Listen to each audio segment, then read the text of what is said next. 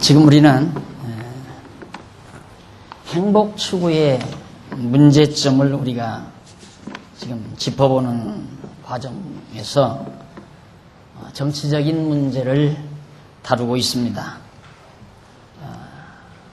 우리가 인간 모둠살이에서 정치를 하도록 하는 것은 그 사회 구성원들의 행복을 추구하는 한 수단으로 여겨집니다.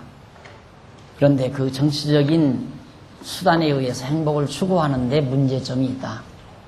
그 문제점이 바로 사회주의 정치체제에도 문제는 있다. 그래서 사회주의적인 정치체제에 의해서 행복 추구가 불가능하다는 사실을 지난 시간에 말씀을 드렸습니다. 오늘은 그 두 번째로 13페이지 아랫부분에 보면 양쪽 가로 2번 개인주의 정치체제에 대한 문제점을 다루어 봅니다. 지상에 있는 정치체제를 크게 물론 왕정체제도 있기는 하지만 사회주의 정치체제와 개인주의 정치체제로 그렇게 크게 대별이 되는데 사회주의의 문제점 짚어봤기 때문에 개인주의 정치체제에 대한 문제점을 짚어보려고 합니다. 개인주의 정치체제는 국가나 사회에 대해서 개인을 우선하는 그런 우선하고 중시하며 사회를 수단으로 개인의 가치 실현을 통한 복지 증진을 시키기 위한 정치체제를 바로 개인주의 정치체제라고 일컫습니다.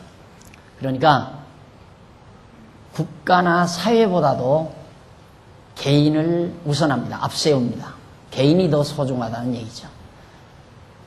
국민, 백성, 개개인 한 사람 한 사람이 더 국가 단위보다도 그 사회 단위보다도 더 우선하다, 더 중요하다 이 말입니다. 이것이 개인주의 정치체제다. 그러니까 국민이 국가를 위해서 존재하는 것이 아니라 국가는 국민을 위해서 존재하는 거고 정치인도 바로 국민이 정치인들을 위하는 것이 아니라 정치인들이 국민을 위한 하나의 봉사자들이라는 개념을 바로 가지는 것이 개인주의 정치체제입니다. 그래서 이 사회라고 하는 것이 목적이 아니고 하나의 수단으로 해서 개인의 가치 실현, 개개인이 가지고 있는 자기의 가치가 있잖아요. 자기의 존가능 내지는 자기가 설정한 어떤 가치가 있는데 그 가치를 자기 삶 속에서 실현함으로 복지를 증진한다. 행복한 삶을 증진시킨다. 이게 결국 행복이라고 하는 것은 가치 실현이 있는 거죠. 그러니까 자기가 어떤 가치를 가지지 아니하는 한 행복을 기대한다는 것은 동물적입니다. 그러니까 나는 어떤 가치를 정하고 나는 산다. 내 삶에 있어서 가장 소중한 가치는 이것이다. 이것을 위해서 나는 살고 이걸 위해서 죽는다. 라고 할 만큼 분명하고 확고한 높은 값을 지닌 가치가 있어야 돼요. 가치에 대한 설정이 있어야 된다. 그래서 지난번 제가 기독교 가치론을 강의하고 나서 이어서 지금 기독교 행복론을 강의하는 이유가 바로 거기에 있습니다. 우리가 기독교 가치론을 정리를 했으면 이제는 내가 사는 가치, 또 나의 존재 가치, 또 내게 있어서 가장 소중한 가치가 무엇인가 그걸 정했으면은 그분은 바로 그 가치 실현을 하는 것이 바로 하나의 행복한 삶입니다. 그래서 그런 개개인의 가치 실현을 통한 복지 증진을 시키기 위한 정치체제가 바로 개인주의 정치체제다. 그런데 이러한 정치체제는 사회 구성원의 경쟁력을 강화시켜 노동력의 증대와 경제발전을 가져옵니다. 개개인을 소중히 여기다 보니까 한 사람 한 사람이 다 하나의 경쟁자가 되는 거죠. 경쟁자가.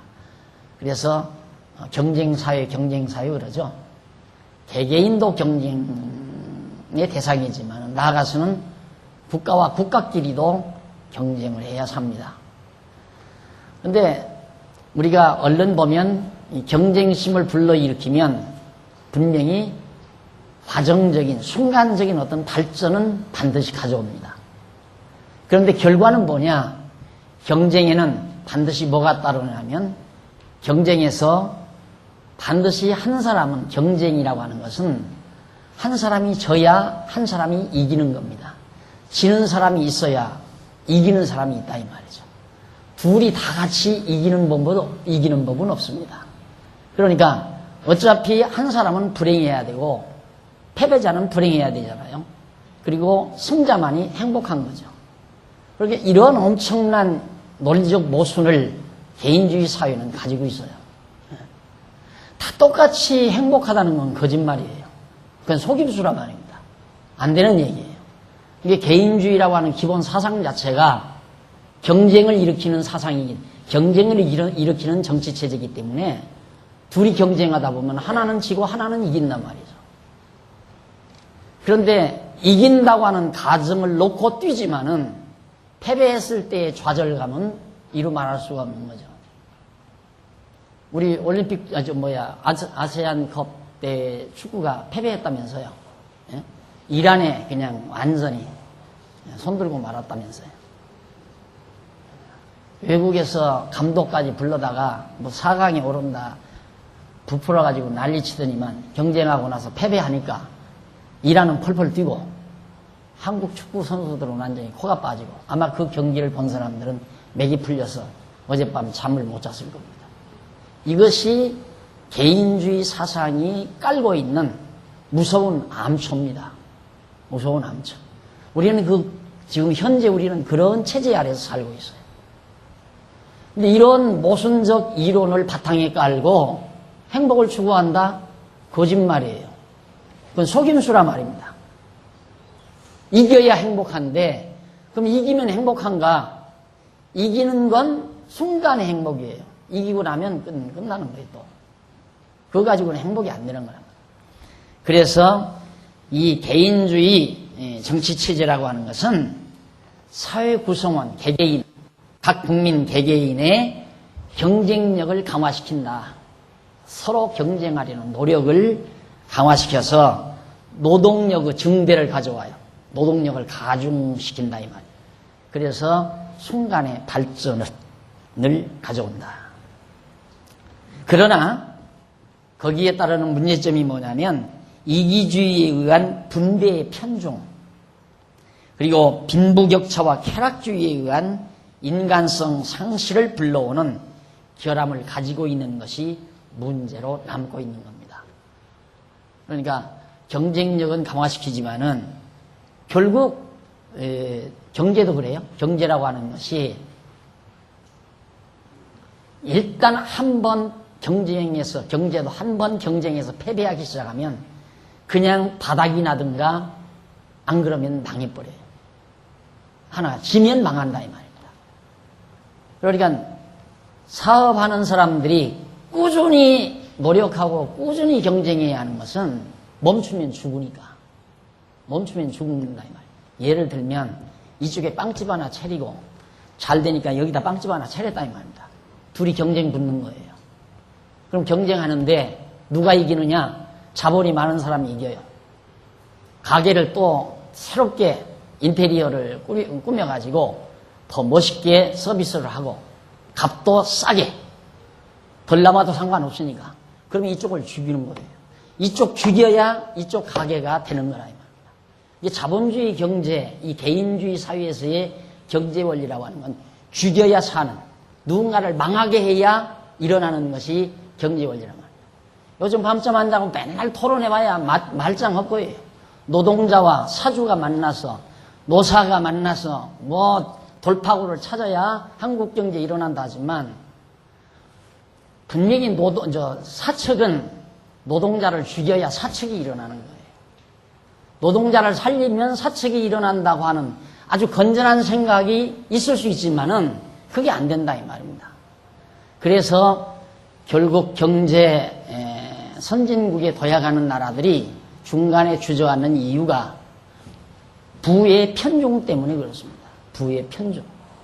경쟁에서 이기는 자는 엄청난 돈을 벌고 살아가고 경쟁에서 지는 자는 결국 점점 감봉당하고 퇴출당하고 그 다음 삶이 형편없이 저질화되고 우리나라 지금 그런 현상 아니에요? 이것이 개인주의 정치체제가 안고 있는 무서운 암균이란 말입니다. 이런 속에서 행복을 추구할 수 있는가? 국민 모두가 행복하게 살 수 있는가? 그래서 결국 법률이라는 걸로 안전장치, 안전망장치, 사회 안전망장치, 뭡니까? 직장을 가지지 못한 자들에게 생활수단, 생활비를 보조해주고, 그리고 노후 대책을 국가가 책임지고, 그래서 많은 보험료를 내게 만들고, 그래서 많은 복지 사업들을 통해서 국민들이 편안하게 죽는 날까지 행복하게 살 수 있도록 만들어야 되는데, 그걸 누가 그렇게 돈 자꾸 내려고 그래요? 죽어도 안 내고 살려고 그러는 거죠. 그래서 이제 거기에 이제 또 강제가 들어가요. 강압적인 게. 그래서 지금 국민연금도 안 들으니까 막 강제성을 띠다가 데모 일어나고 난리 났잖아요. 이게 결국 누가 이기는가? 결국 이제 서로 격돌해서 지는 측이 또 죽는 거예요. 지는 측이. 누가 죽는? 사가 죽으면 회사가 망하는 거고, 노동자가 지면 노동자가 망하는 거고. 회사 경영자들이야 돈 몽땅 해외로 도피시켜서 해외 가서 좋은 집 짓고 좋은 집 사가지고 편안히 살면 돼요. 돈 있으니까. 그러나 회사 망해버리면 노동자들은 일터가 없어요. 거기에 무슨 행복하게 살 수 있는 방법이 있어요? 그래서 개인주의 정치체제의 이 무서운 함정, 그래서 정치적인 방법으로도 행복 추구에 커다란 문제점을 안고 있는 거다. 문제점이기 때문에 불가능하다 하는 얘기입니다. 그래서 아까 읽어드린 사사기 17장 5절로 6절에 보면 왕이 없으므로 자기 소견에 오른 대로 백성들이 행했다는 말씀 우리 잘 알고 있습니다. 이스라엘 백성들이 애굽에서 나와서 가나안 땅에 들어갔어요. 그때 이제 하나님께서 사사들을 세우죠. 왕이 아니고 사사들을 세워서 하나님의 뜻을 따르게 만들면 하나님께서 그 나라에 흉년이 없게, 그리고 대적이 침입하지 못하게 평안함을 주어요. 그럼 백성들이 아주 편안하게 행복을 누리며 살아요. 그런데 백성들이 이제 그렇게 편안하게 살면서 여유가 있고 먹을 것이 많으니까 그 다음에는 하나님을 저버리고 우상을 섬기기 시작하죠. 그러면 하나님께서 대적에게 붙여요. 그리고 흉년을 주어요. 먹을 것도 없고 이방 대적들이 와서 괴롭힙니다. 그러면 나라가 망하죠. 그럼 백성들이 불행에 빠져요. 그럼 백성들이 또 엉엉 울고 난리칩니다. 그럼 하나님께서 또 불쌍히 여겨서 사사를 또 세워요. 그렇게 해서 30년, 40년 동안 편안하게 행복하게 살게 만들어 주어요. 행복하게 잘 먹고 잘 살 때 또 하나님 다 잊어버려요. 그리고 우상숭배해요. 자기 마음대로, 자기 소견에 오른 대로 다 행동해 버린단 말입니다. 왜? 왕이 없으니까. 자기 멋대로 행해요. 그러면 또 망해요. 그것이 사사시대에 있었던 반복되는 그런 사회 상황이었습니다. 그러니까 인간은 개개인의 권한에 맡겨버리면 각자가 자기 소견에 옳은 대로 행동하게끔 돼 있어요.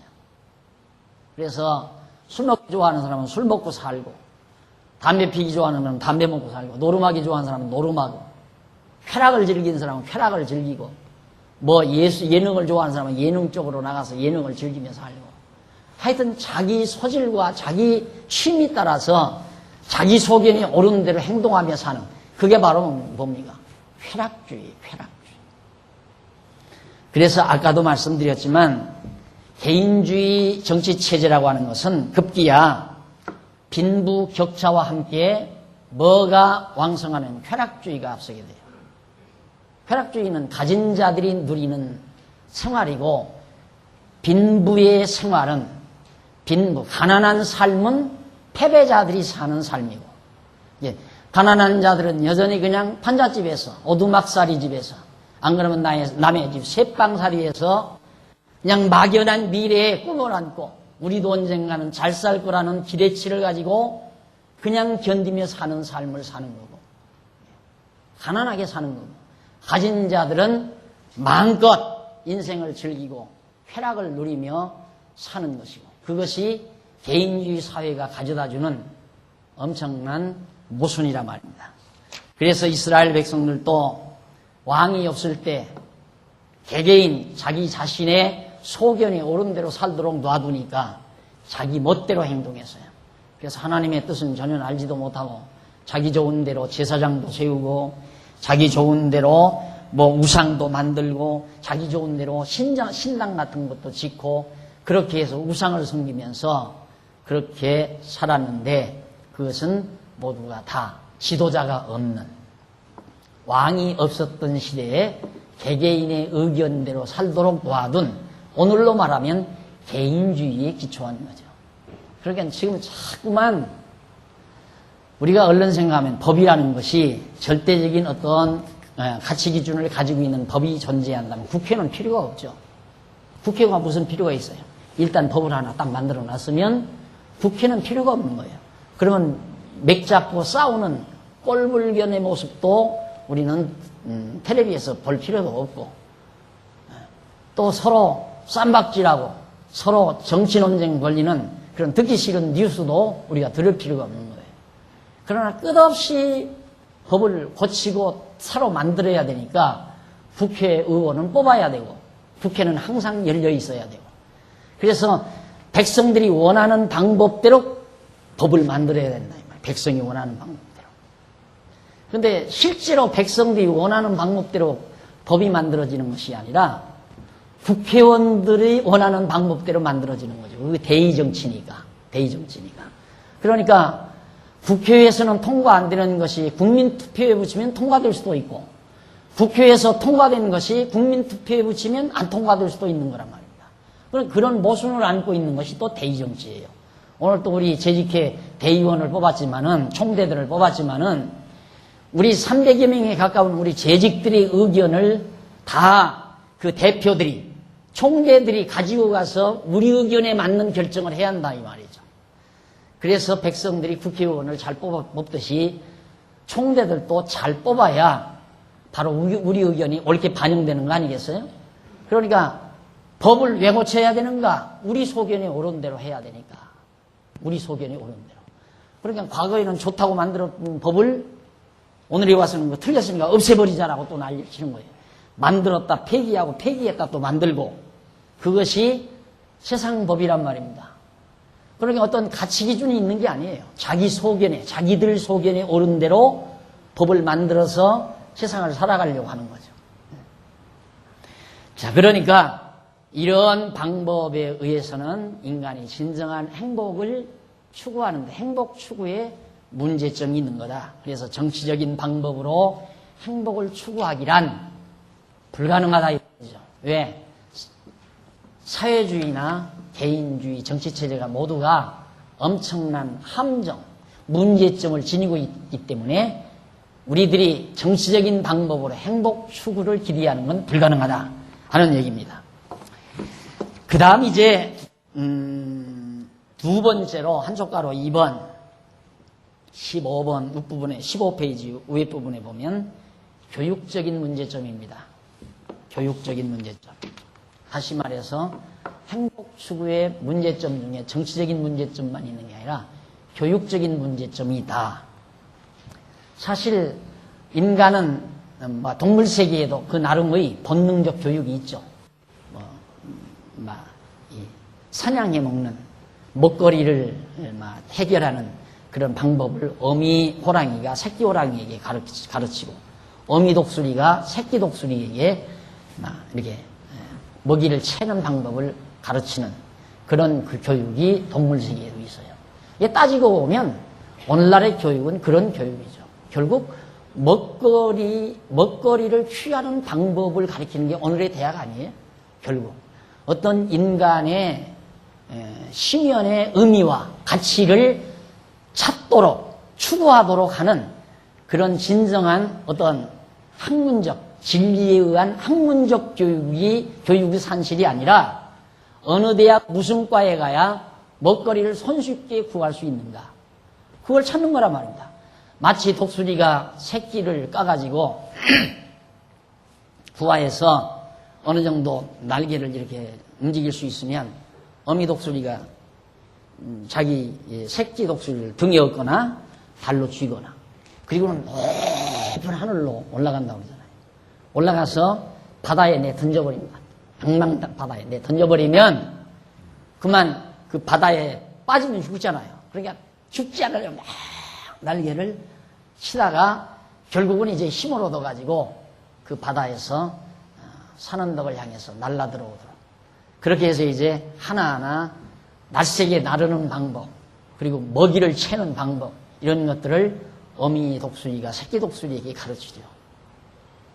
인간 현대 교육이란 거기에 편중되어 있다. 그쪽에 편중되어 있다. 그래서 동물적이라고 할 수 있는 거죠. 동물이나 뭐가 다르면서요. 무슨 같이 추구를 하는 것도 아니고 쉽게 말해서 어느 대학에 무슨 과를 나와야 돈벌이가 많냐. 돈벌이를 쉽게 할 수 있느냐. 편하게 쉽게 많이 할 수 있느냐.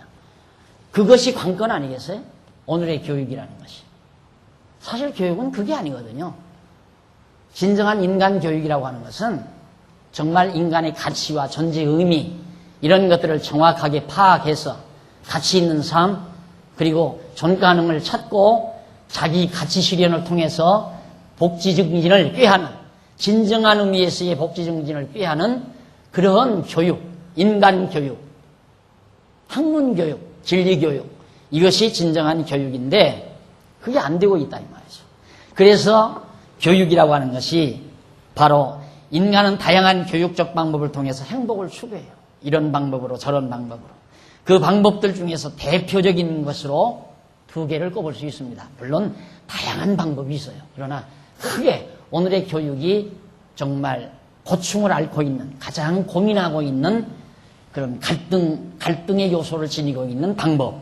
그것이 뭐냐면 하나는 뭐냐? 하나는 교사 중심 교육제도입니다. 교사 중심 교육제도와 또 하나는 학생 중심의 교육제도를 꼽을 수가 있어요. 이 두 가지 교육제도. 크게 분류가 돼요. 예. 교사 중심의 교육을 해야 할 거냐, 학생 중심의 교육을 해야 할 거냐. 이것 때문에 부단한 지금 교육가들의 논쟁이 벌어지고 있습니다. 이제 우리 성경신학에서도, 신학연구원에서도 기독교 교육학이 몇 년 후에는 아마 선보이게 될 겁니다. 지금 연구하고 있으니까. 이 교육 문제 대단한 거죠. 왜? 오늘날 인간은 누구나 교육을 왜 받으려고 그래요? 행복하게 살기 위해서 교육받으려고 그래요. 행복하게 살기 위해서.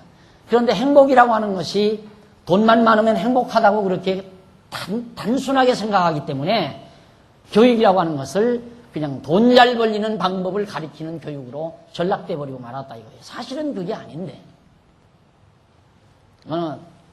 어느 작가가 이런 시를 내가 그대로 외우지는 못하지만 이런 흐름이에요. 가난이 비록 나쁘지만은 않다는 얘기예요. 이유는 자기가 결혼해서 자기 아내에게 무명으로 된 면으로 된 잠옷 하나를 시장에 가서 구입했을 때 감동하는 아내의 눈물을 자기는 봤다 이거죠. 그러나 지금에 와서 자기는 그와 같은 감동을 아내에게 안겨줄 수가 없다 말입니다. 자기가 지금 많은 걸 가지고 있어도 감동 없는 건 행복할 수가 없잖아요. 감동이 있어야 행복하죠. 그러니까 많이 가지고 있는데도 아내를 그렇게 감동 못 시킨다는 거죠. 왜? 아내가 벌써 그만큼 부유해졌다는 거죠. 그 아내를 감동시키려면 이제는 다이아나가 가지고 있었던 다이아몬드, 이 주먹만한 다이아몬드. 그걸 갖다가 목에다가 걸어주든가 발목에다가 채워주면 막 감동해서 기절초풍할지도 모르죠. 행복이 뭘까? 진지하게 우리 생각 안 할 수가 없는 거예요. 그래서 정말 이 교육을 자꾸 시키려고 하는 것은 남보다도 더 이겨가지고 앞서서 남이 누리지 못하는 것을 내가 누리면 행복할 거라고 하는 그런 착각에서 자꾸만 교육이라는 방향을 채택한다 이 말이에요. 그런데 이 교육에 문제가 있다 이 말입니다. 이게 뭐냐면 교사 중심 교육을 시킬 것이냐 학생 중심 교육을 시킬 것이냐 하는 문제입니다. 그 결과 인간의 자아실현을 저해하므로 이런 사회 구성원의 그런 교육제도 두 가지 문제점을 포함하고 있는데, 이 두 가지 교육제도는 모두가 문제점을 안고 있다. 그럼 그 문제점이 뭐냐면 양쪽 가로 1번 교사 중심의 교육제도의 문제점입니다. 그럼 교사 중심의 문제점이, 교육제도의 문제점이 뭐냐? 교사 중심의 교육제도는 정신적인 여러 재산, 곧 사상, 감정, 관행 등을 다음 세대에 전달하므로 인간의 행복을 증진케 하려는 교육제도를 말하고 있습니다. 쉽게 말하면 기성세대가 가지고 있는 가치기준을 후세대들에게, 다음 세대들에게 그대로 전수해서 우리는 이런 가치기준에 의해서 행복하게 살았다. 그러니 너희도 이 가치기준에 의해서 그렇게 살아라 하고 앞선 선생, 먼저 태어난 선생들이 그 기존의 가치기준을 후대를 살아가는 세대들에게 강제적으로 주입시키는 교육. 그걸 교사 중심 교육이라고 말한다. 그러니까 너는 잔소리 말고 내가 가르치는 대로 따르라 이 말이에요. 내가 가르치는 대로 암기하고 내가 가르치는 대로 너희들은 계속해서 따라오고 순응하고, 그게 교사 중심 교육제도라 이거지. 그러면 우리가 보통 교육하면 그렇게 생각해요. 우리 세대들은 다 그렇게 생각했잖아요. 선생님의 말씀을 잘 들어야 된다. 그래서 어려서부터 부모가 자식을 낳아서 맑게 알아들을 만하면 학교 갈 때, 초등학교 갈 때만 정도면 너 학교 가면 선생님 말씀 잘 들어야 된다. 알았지? 너 안 들으면 매매. 가서 선생님 말씀 잘 들으면 착한 아이. 실제로 가서 선생님 말씀 잘 듣는 아이가 우등생이고 똑똑한 아이들이고 그들이 앞선 아이가 되는 거예요. 그래서 선생님 말씀 잘 안 듣는 놈은 못쓸 놈. 그건 있으나마나 한 거, 없어져야 할 존재. 그래서 선생은 학교에서 군림하게 되고, 선생의 독재 아래서 어린 생명들이, 어린 학생들이 그대로 압력, 그 선생의 압박 아래서 자라나야 하는 이런 폐습을 교사 중심 교육제도가 안고 있다. 그러니까 행복을 증진케 하는 교육제도인데, 이러한 교사 중심 교육제도는 사회 구성원의 개인적인 자발성과 자기 활동을 둔화시켜버려요. 자발성과 그리고 자기 활동, 자기가 원하는 자기의 소질, 취미를 살려나가는 활동을 둔하게 만든다. 못하게 만든다 이 말이에요. 그래서 선생님과 같은 인간, 우리가 선생님이 네모난 인간이면 60명 그반 학생 60명이나 50명 학생이 모두가 다 네모나야 우등생이에요. 선생님이 세모났으면 다 세모나야 우등생이고, 지금도 그런 교육을 시킨다니까요. 신학교를 갔는데 총신 가서 공부할 때, 총신뿐만 아니에요.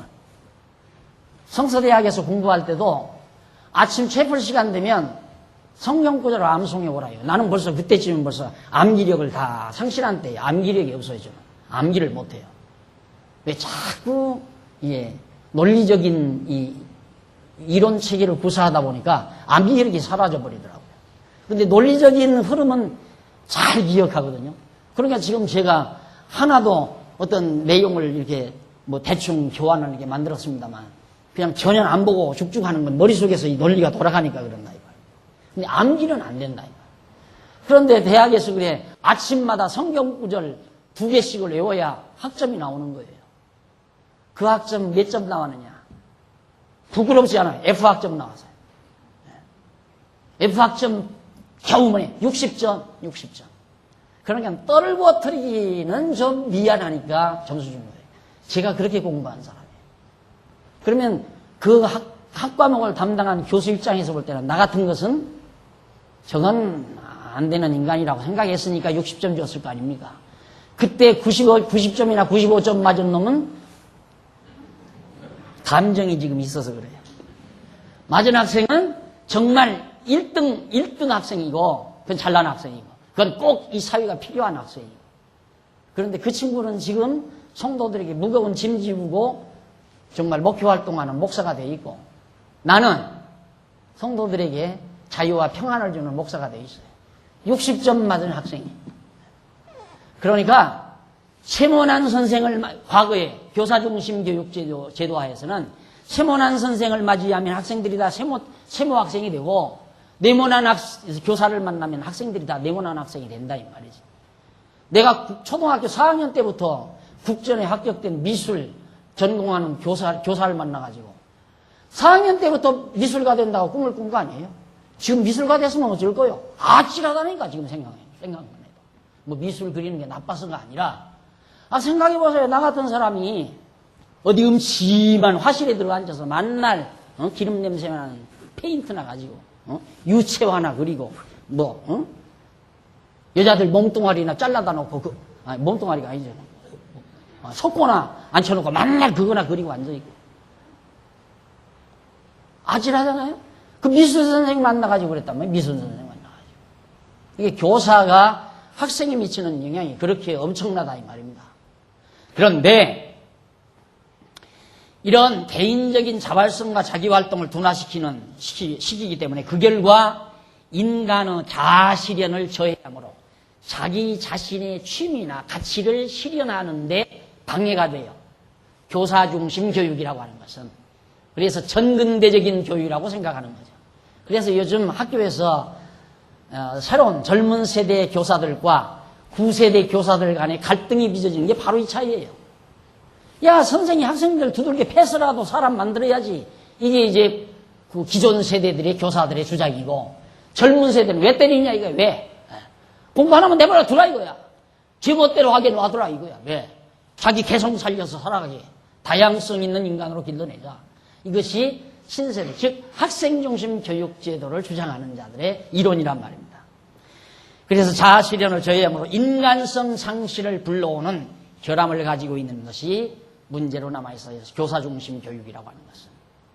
그러니까 교사중심 교육제도 가지고 행복 추구가 불가능해요. 문제가 있는데 어떻게 행복해지겠어요, 인간이. 불행해지죠. 그러니까 과거에 모두가 다 교육을 받은, 지금 전부 정부 각 기관의 주요 요로에 앉아서 다 그냥 큰 소리 치는 분들이 다 우리 세대를 살아본 분들 아니에요. 우리 세대의 최고의 가치는 잘 살아보자예요. 60년대 우리도 잘 살아보자. 제발 좀 잘 먹고 살아보자 이 말이에요. 배고파 죽겠다. 배고파서 못 살겠다. 이승만 대통령 때, 이승만 대통령 나왔을 때, 이승만 대통령 장기 집권할 때 반대 야당에서 배고파 못 살겠다. 뭘 어떻게 해서 갈아보자. 이런 구호까지 나왔잖아요. 그러니까 밥 잘 먹고 사는 게 유일의 가치였어요. 그러니까 돈 잘 버는 거. 왜 그런 교육을 받았기 때문에 머릿속에 돈덩어리만 가득 채워져 있단 말이에요. 돈덩어리만. 뭘 가치를 찾으려 하는 것이 아니라 돈만 찾는다 이 말입니다. 그러니까 앉혀놓으면 4-5시간 돈보따리만 집어넣는 거야. 당연한 거 아니에요. 이 속에 들어있는 게 가치가 돈인데. 그래서 줄줄이 자꾸 끌려가잖아요. 하나하나. 10년 전에 했던 것도 지금 다 캐 들어가고 하나하나 잡아들어가고. 잡아다 넣고 뺏어가고. 그러니까 이제 움츠러 들어가지고 사업가들은 사업도 안 하려고 그러고. 그러니까 야, 기업인들은 좀 조사하는 걸 좀 늦추자. 왜? 기업인들 자꾸 털어내면 기업인들이 어느 날 갑자기 돈덩어리 자꾸 해로 다 빼돌려버리고 도망쳐버리면 어떻게 해요? 그러니까 너희들은 안 할 테니까 돈 좀 넣어서 회사도 더 증가시키고 일터도 더 만들어라. 그 말 듣겠어요? 사회가 지금 이렇게 돌아가는데 안 그래요? 지금 돈 투자할 마음이 생기겠느냐 이런 상황 속에서. 예? 그러면 또 그렇다고 해서 내버려 두면 어떻게 해요? 내버려 두면 더 격차는 점점 더 벌어지고 사회는 더 혼란해지고 그러니까 이러지도 저러지도 못하는 이런 환경, 이런 처지. 야, 이래서 만불고비 못 넘고 대한민국 주저하는 거 아니냐. 여기저기서 한숨소리, 염려하는 소리 막 나타난다 이 말이에요. 망하면 다 망해요. 이 고비 함께 못 넘어가면 같이 망한다 이 말이에요. 다 주저앉아요. 왜? 우리 땅덩어리는 좁은 데서 뭘 먹고 살아요?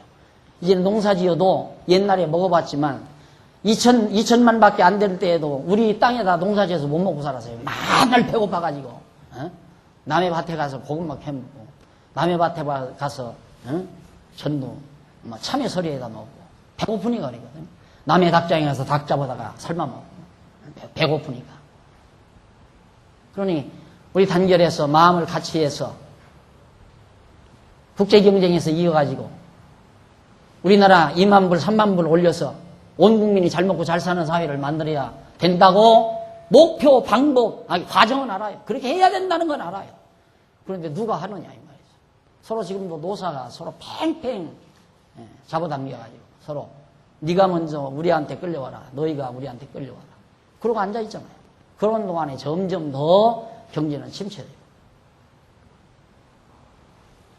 여러분, 이 사회가 그렇게 복잡한 겁니다. 간단한 게 아니죠.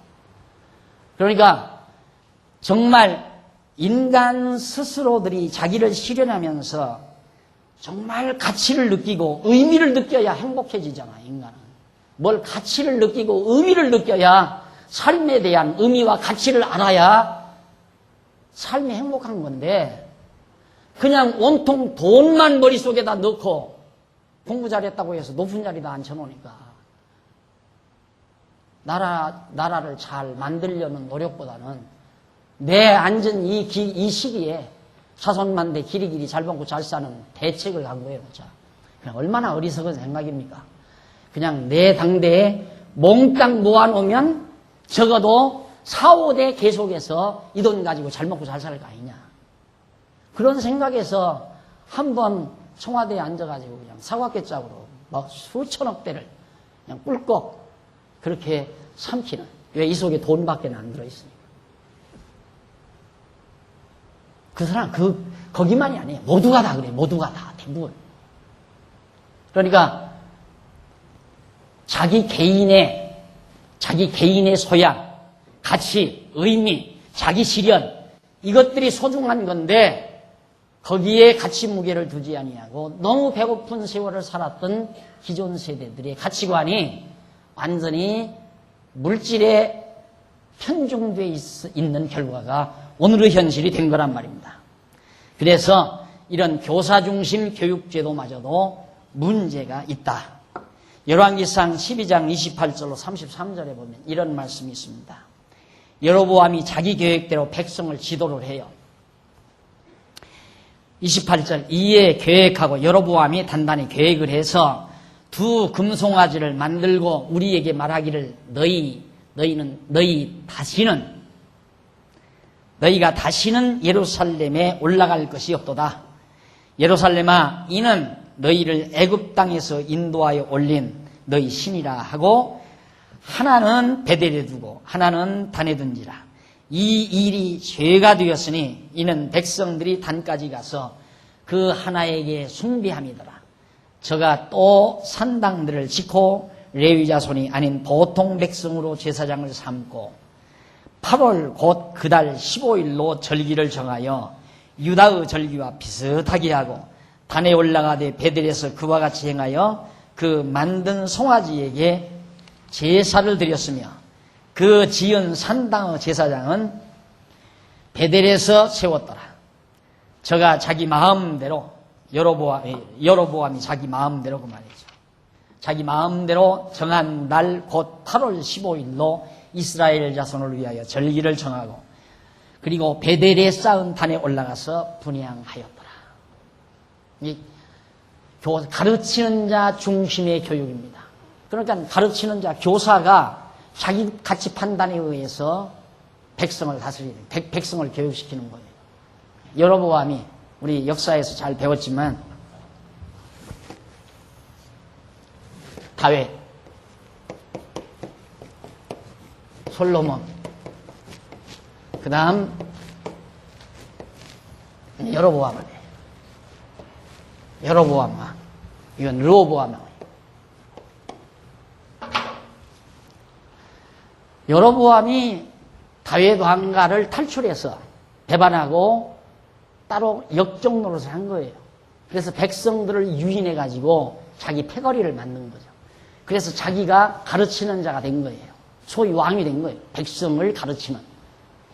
자기 중심으로 백성을 가르친 거예요. 여로보암이 가만히 생각해 보니까 백성들이 모두가 다 하나님 여호와를 경외하기 위해서 예루살렘으로 가다가 보면 르호보암으로 다 넘어갈 것 같거든요. 예루살렘으로 왔다 갔다 하다 보면 르호보암 왕 쪽으로 백성들이 다 전향할 것 같으니까 여로보암이 자기가 계획을 세웠어요. 어떻게? 자기 좋은 대로.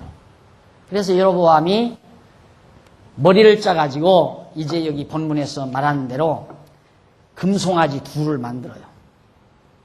금송아지 둘을 만들어서 하나는 베델에다가 두고, 베델은 밑 아랫부분이에요.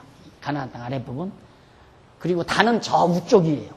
그러니까 백성들이 예루살렘으로 가는 도중에 베델이 있고, 그리고 저 위쪽에는 머니까 단이라는 곳에 또 우상을 하나 또 만들어 놓고, 그러면 자기 마음대로 제사장을 만들고, 그리고 제사하는 날도 8월 15일로 자기 마음대로 정했어요. 그래서 그걸 자꾸 백성들에게 주입을 시킨 거예요. 너는 이래라.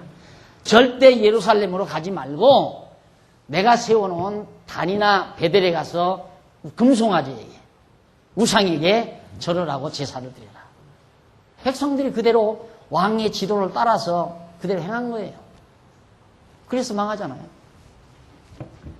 이런 교사 중심 교육 제도가 이런 폐해가 있다 이 말이에요. 이게 지도자가 잘못된 어떤 개념이나 잘못된 사상, 잘못된 어떤 진리 체계를, 비진리 체계를 가지고 있으면 그것에 모든 성도가, 모든 사람들이, 모든 피교육자가 피해를 입는 거죠. 이 신앙생활도 그러잖아요. 목사가 잘못된 신앙관을 가지고 있으면 성도들 다 버려놓는 거죠. 100명이고 1000명이고 10,000명이고 수십만 명이고 그 사람의 잘못된 지도하에서, 특히 교육이 그렇습니다. 교육이 교사 중심 교육 제도가, 이 교사 중심 교육 제도의 속성이 아주 강한 곳이 교회예요. 그래서 오늘 또 그 회지 우리 창간호 그 표제에 실렸지만, 신사적인 성도의 자세 실렸지만, 성도들은 목사 말이라면 그냥 하나님 말로 직접 받잖아요. 목사가 말하는 건 무조건 하나님 말로 받아요. 그러니까 이건 완전히 교사 중심 교육의 대표적인 표본을 보는 곳이죠. 교회라고 하는 곳이. 뭘 확인하려고도 안 해요. 자기네 목사가 말하는 것이 기준이고 그것이 절대적이고, 이 말하면 그럼 박 목사 너도 그러지 않느냐, 네 말만 제일이라고 하지 않느냐, 이러고 날들어 얘기할 거예요. 그래서 내가 항상 하는 얘기지만, 내가 말하는 것은 내 말이 아니라 성경이라고 그래요. 그들도 성경이라고 그러죠. 그러니까 어느 것이 성경적인가를 여러분들이 확인해 봐야 한다 이 말입니다. 그냥 무조건 가르치는 자의 말을 무조건 따라서는 안 된다 이거죠. 그러니까 우리가 이런 입장에서 아이들이 학교에 가서 선생님의 칭찬 듣고 왔다면, 아이고 내 새끼야, 그 칭찬할 것만은 아니잖아요. 아이가 학교에 가서 선생님한테 매 맞고 와서 아이 못된 놈이라고 부모마저 나무랄 일도 아니라 이 말입니다. 왜? 교육제도가 문제를 안고 있으니까. 물론 좋은 교사에게 칭찬을 받으면 좋은 거겠죠. 그러나 내모나야 되는데 세모난 교사한테 칭찬을 받았으면 그 잘못된 학생이란 말입니다. 그 칭찬받지 말아야죠, 거기서. 자, 그래서 그 결과 인간이 자아실현을 저해함으로 인간성 상실을 불러오는 결함을 가지고 있다고 그랬는데, 이제 여로보암의 가르침을 받은 국종 이스라엘 백성들은 모두가 다 하나님 앞에 범법 행위를 하는 엄청난 과오를 저지르는 결과를 가져왔습니다. 뭐가? 가르치는 자 중심의 교육 방법이 그랬다 이 말이에요. 그러니까 그래서는 안 되잖아요. 자, 그래서 오늘 우리가 학교에 수석으로 들어갔다고 해서 무조건 좋아할 것도 아니에요. 좋은 학교만 갔다고 해서 무조건 좋아할 것도 아니다 이 말이에요. 형편없는 지방대 나왔다고 해서 못났다고 그렇게 평가할 것도 아니다 이 말이에요. 오늘의 교육제도가 이런 문제를 안고 있으니까. 그러면 모두가 다 좋은 교육 받아서 행복하게 살려고 교육을 시키고 교육을 받는데, 교육 제도 자체가 이런 커다란 문제를 지니고 있는데 그거 가지고 우리가 행복을 추구할 수 있겠는가 이 말이죠. 시간이 벌써 다 됐습니다. 다음 시간에 그러면 학생 중심 교육 제도는 좋은 거냐, 요 문제에 대해서 우리 살펴보기로 하고 오늘 강의는 여기서 마무리합니다. 기도하십시다. 자비하신 아버지 하나님 감사합니다. 눈을 뜨게 하신 것 감사하고요. 거짓과 진리를 분별할 수 있는 이 놀라운 명철을 주신 것도 감사합니다. 세상이 어지럽습니다. 갈등과 모순으로 가득 차 있습니다. 분별할 수 있는 총명을 우리에게 주시고 명철을 우리 모두에게 허락해 주시옵소서. 그리고 정말로 바른 진리를 우리가 지탱하고 진리를 지키고 사수하면서 진리 안에서 참 평강과 자유를 누리는 행복한 우리 성도들 다 될 수 있도록 역사하시옵시기를 비오며 예수님의 이름으로 기도드립니다. 아멘.